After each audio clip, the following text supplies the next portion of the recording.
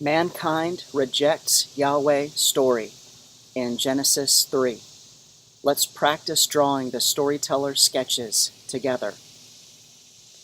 First, we draw a fruitful tree. So a tree with fruit on it. And then next to the tree, we draw a fire sword, a flaming sword. So draw a sword with some fire coming off of it. Next, we draw a snake, a serpent, and we draw Adam and Eve, a man and a woman. Next, we draw a fruit that has been eaten. So some fruit with a bite taken out of it. And then the last thing we draw is a sacrifice altar with an animal on it and a knife.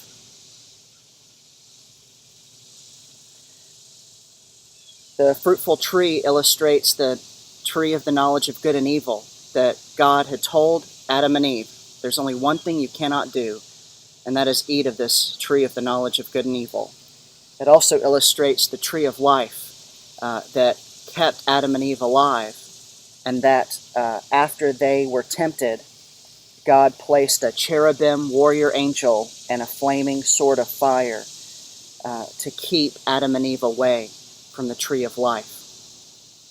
The serpent illustrates Satan coming to deceive Adam and Eve, get them to question Yahweh.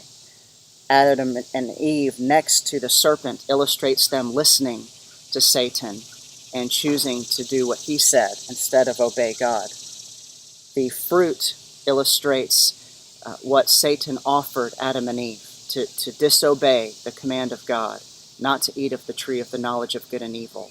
And so Eve ate and gave some to her husband, and he ate, and it caused them to know they were naked, and shame came in, and they sewed fig leaves to hide themselves. They hid from God, and then that's when all the curses came in.